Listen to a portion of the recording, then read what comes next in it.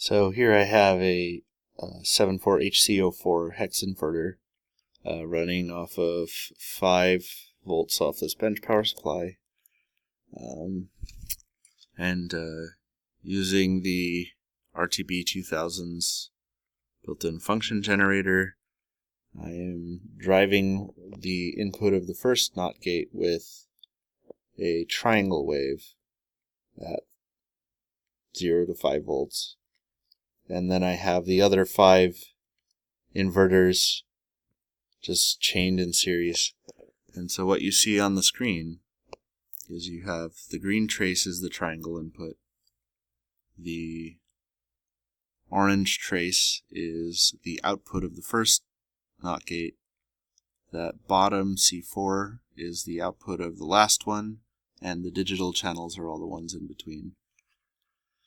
So this is why you don't drive CMOS gates with triangle wave.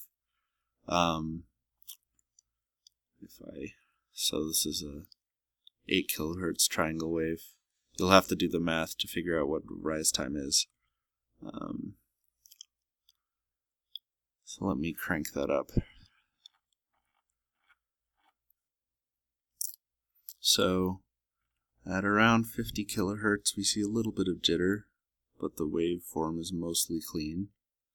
Let me try triggering on the other edge, so maybe that'll be worse. That looks about the same, but we've still got some jitter. Let's go back to our old... I'm triggering on the first digital channel, by the way, with a pulse width trigger. Watch what happens if I turn the frequency of the triangle wave and thus the rise time down.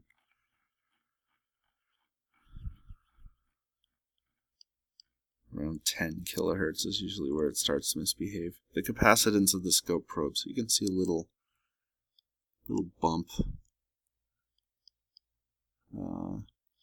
Capacitance of the scope probes is probably smoothing out. There we go.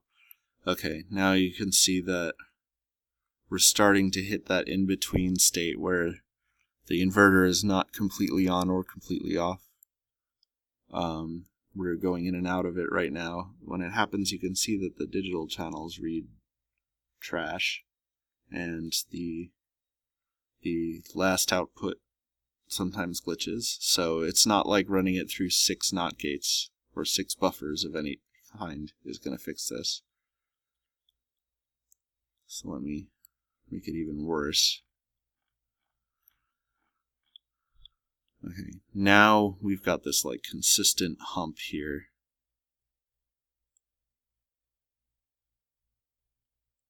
We're not even triggering correctly a lot of the time. You can see that we've got lots of glitches on the outputs all the way to the last one. If I go down low enough,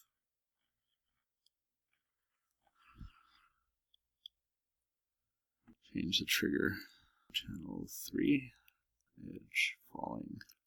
So now we can see that we pretty much always get a little glitch before it settles on the final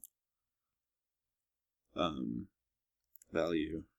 And at least the first gate is spending quite a bit of time in that in-between state, and when it's in that state it conducts quite a bit of current, which can be bad.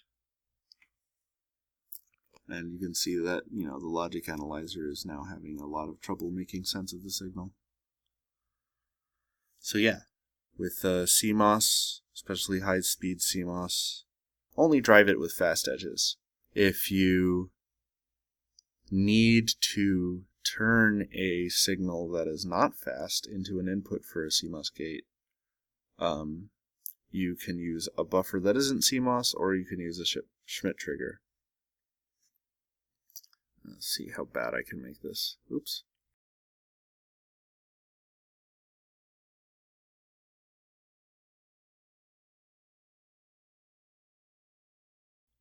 You don't need to see the zoom in view to know that this is totally trashed. So like sometimes it's switching here, sometimes it's switching there. The intermediate gates are all over the place. Probably drawing a ton of power. Probably noisy as heck too. Bad news all around.